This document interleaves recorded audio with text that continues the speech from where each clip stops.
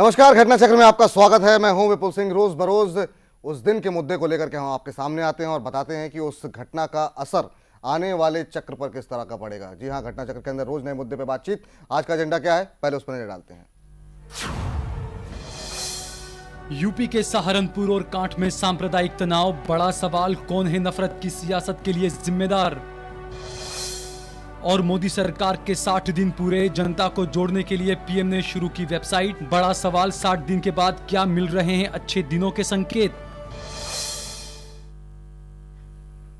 चलिए, दो अहम मुद्दे हैं आज के लिए और आज के दोनों अहम मुद्दे काफी महत्वपूर्ण तमाम मसलों के लिए है, क्योंकि उत्तर प्रदेश की राजनीतिक जो हालत है, जो खासतौर से वहाँ पे कानून व्यवस्था को लेकर के तमाम सवाल उठाए जा रहे हैं।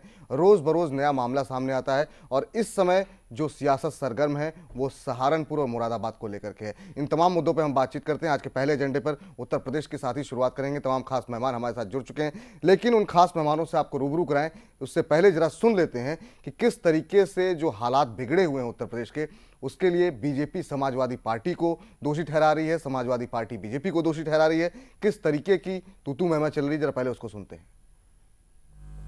समाजवादी पार्टी की जो तुष्टीकरण की नीति रही है और तुष्टीकरण के आधार पर जो उन्होंने सरकार बनाई है, उसका आज परिणति के रूप में ये सब तमाम दंगे फसाद दिखाई दे रहे हैं। उत्तर प्रदेश पूरा एक तरह से सांप्रदायिक दंगे में लिपटा हुआ दिख रहा है और इसका एकमात्र कारण कुछ है तो समाजवादी पार्टी की गलत नीतियां हैं और उनकी वजह से ये हो रहा है।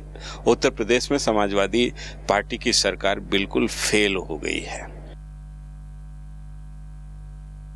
राजनीतिक रूप से उत्तर प्रदेश को सांप्रदायिकता की आग में झोंकने का जो प्रयास केंद्र में बैठे बड़े लोग कर रहे हैं, मैं उनको साफ कह देना चाहूँ, उत्तर प्रदेश में सफल नहीं होगा। और मैं तो प्रधानमंत्री जी से अनुरोध करूंगा और गृह मंत्री जी से कि आप दोनों उत्तर प्रदेश से हैं, संवैधानिक सबसे ऊंचे पद पे बैठे हैं और आपकी पार्टी के निर्देश पे आपके पार्टी के लोग उत्तर प्रदेश में सांप्रदायिकता फैलाएं, आप चुप हैं। इससे कहीं न कहीं प्रश्न चिन्ह पैदा हो रहा है और कीचड़ में पत्थर फेंकोगे तो कहीं अपने ऊपर भी गिरेगा। भारतीय जनता पार्टी कभी भी धर्म, संप्रदाय, पंथ, जाति के आधार पर राजनीति नहीं करती है और इसका परिणाम भी हमें मिला है। पूरे देश भर में व्यापक जन समर्थन मिला है। अगर हम धर्म और सांप्रदायिकता की राजनीति किए होते तो पूरे देश का इतना व्यापक जन समर्थन हमारे साथ नहीं होता। उत्तर प्रदेश में तो सियासी राजनीति होती है, समाजवादी पार्टी सांप्रदायिक राजनीति करती है और वहां पर बसपा जो है वो जातिवादी राजनीति करती है। इसके अलावा ये दोनों पार्टियों के अलावा वहां पर एक आंगी या जाति और पंथ पर आधारित राजनीति के पक्ष में कोई नहीं होता है।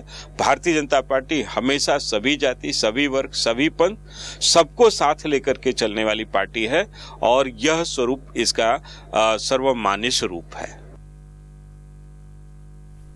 चलिए, तमाम समाजवादी और बीजेपी की बातें आपने सुनी, कांग्रेस की बात आपको सुनाएंगे, लेकिन उससे पहले जरा एक एक रिएक्शन जो हमारे तमाम खास मेहमान हमारे साथ जुड़ चुके हैं उनसे बातचीत शुरू करते हैं। हमारे साथ आज के पैनल पे जो खास मेहमान जुड़े हुए हैं उनमें नीता मिश्रा जी हैं, कांग्रेस के नेता हैं। हमारे साथ डॉक्टर दीपिका शर्मा है, बीजेपी को रिप्रेजेंट करने के लिए यहाँ पर। इसके अलावा मेरे साथ मौजूद हैं दिलीप के सिंह, वरिष्ठ पत्रकार हैं और जैन टीवी के ग्रुप एडिटर हैं। अवधेश कुमार हमारे साथ मौजूद हैं, वरिष्ठ पत्रकार। विष्णु गुप्त जी हैं हमारे साथ, वरिष्ठ पत्रकार। शुरुआत चर्चा की अवधेश जी आपके साथ करना चाहेंगे। उत्तर प्रदेश में जब से सरकार बनी है और इस समय तक के जो राजनीतिक हालात हैं, लगातार जब जब उम्मीद लोगों को लगती है कि शायद अब हालात सुधरेंगे, उसके बाद एक नई घटना सामने आ जाती है। और सिर्फ घटनाएं नहीं घट रही हैं, जो बयानबाजी भी हो रही है वो भी हम देख रहे हैं काफ़ी स्तरहीन हो रही है, कि स्तर के नीचे जाके बयानबाजी हो रही है।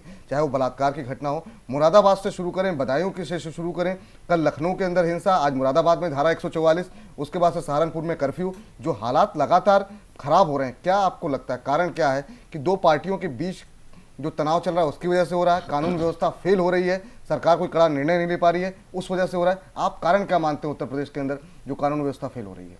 मैं सबसे पहले ये कहूँगा कि जो कुछ भी हो रहा है वो दुर्भाग्यपूर्ण है, क्योंकि आखिर इस देश में सभी समुदायों को एक साथ रहना है अगर उनमें कहीं भी सहयोग और सहकार की कमी है, उसकी जगह पर अगर इतने तनाव और इतनी हिंसा और एक दूसरे के प्रति नफरत अगर पैदा हो गया है तो फिर इस प्रकार तो फिर देश ही नहीं रह सकता है ये।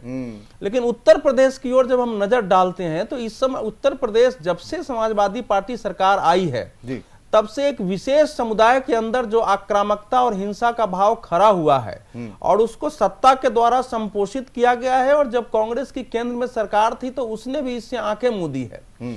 उसके कारण स्थितियां इतनी विकट हो गई है कि एक गुरुद्वारे पर लिंटर डालने के विरोध का इतना कि एक सिपाही मारा जाता है, वहां सैकड़ों लोगों की दुकानें जला दी जाती हैं, फिर वहां आखिर उसका विवरण देना कठिन है। एक दिन दो दिन आप बताइए लखनऊ में क्या हुआ है, लखनऊ में सिया लोगों के साथ क्या हुआ है, किस ढंग से उनको खींच खींच के मारा गया, लाठियां चलाई गई, कल्बे सादिक को कहना पड़ा कि आजम खान जो है काफिर है। तो ये केवल सिखों और हिंदुओं के साथ ही नहीं, स्वयं यानी सियाओं के साथ भी जो कुछ हो रहा है, मैं तो प्रशासनिक विफलता है ही है समाजवादी पार्टी की, ये प्रशासनिक विफलता है, इसमें राजनीतिक प्रतिस्पर्धा भी है, लेकिन कुल मिलाकर ये बता रहा है कि इस देश का सबसे बड़ा राज्य किस प्रकार जो है सामुदायिक घृणा, हिंसा और नफरत के दौर में पहुंच चुका है। और उससे निकलने का जो प्रयास राजनीतिक दलों को, वहां के नेताओं को, वहां की सरकार को करना चाहिए, उसमें पूरी तरह विफल है। हालांकि लोकसभा चुनाव में लोगों ने विवेकशील मतदान करके ये जता दिया कि सांप्रदायिकता के आधार पर आपको जीत नहीं मिल सकती है। किसी एक समुदाय का अगर आप तुष्टीकरण करते हैं, उनकी गलतियों पर पर्दा डालते हैं या उनकी गलतियों से आंख मूंदते हैं, तो उसके विरोध में दूसरा संप्रदाय कभी भी खड़ा हो सकता है। लेकिन बावजूद इसके समाजवादी पार्टी या दूसरी पार्टियां अपने में सुधार करने के लिए तैयार नहीं है। लेकिन राजनीतिक पार्टियों की प्रतिस्पर्धा में अगर इस ढंग से दंगा, हिंसा और नफरत फैलता रहा तो फिर हमारे देश को बचाना एक दिन कठिन हो जाएगा, मुश्किल हो जाएगा। हालात निश्चित रूप से खराब है।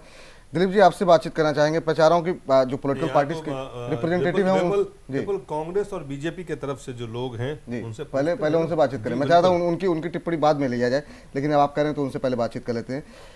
दीपिका जी, पहले आपसे बातचीत करेंगे। केंद्र में आपकी सरकार है, समाजवादी पार्टी कह रही है कि आपकी पार्टी के जो विधायक हैं उनकी वजह से हालात खराब हो रहे हैं।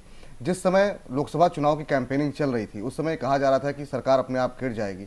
अब केंद्र में आपकी सरकार है, जिस तरीके से कानून व्यवस्था बिखरी हुई है, आज गृह मंत्रालय ने बात की है अखिलेश यादव से, लेकिन क्या इस मामले में केंद्र सीधे इंटरव्यू करेगा, नहीं करेगा? हालात जिस तरीके से हर रोज नई घटना सामने आ रही हैं, केंद्र की क्या भूमिका हो सकती है? ये जो तमाम वरिष्ठ पत्रकार हैं उनसे भी हम इस सवाल को उठाएंगे, केंद्र किस तरीके से इंटरवीन कर सकता है इस पूरे मसले पर, लेकिन बीजेपी की क्या भूमिका होगी इस स्थिति पे?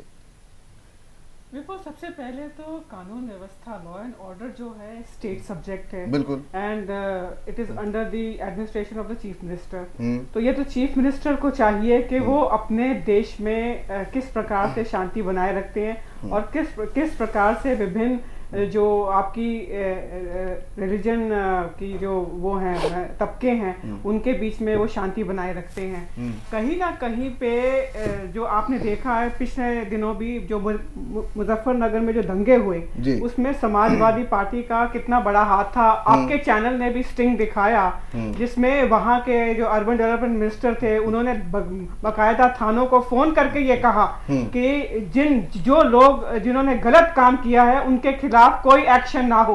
अगर आप स्टेट की पुलिस को आप इतना मोहताज कर दोगे और अपने अंडर कर दोगे कि जो गलत एलिमेंट्स हैं जो समाज में दुश्मनी फैला रहे हैं दो समुदायों के बीच में, अगर आप अपनी पुलिस को ही बोल दोगे कि उनके खिलाफ एक्शन नहीं लेना है तो कहीं ना कहीं आप लॉ एंड ऑर्डर को कैसे कंट्रोल करोगे?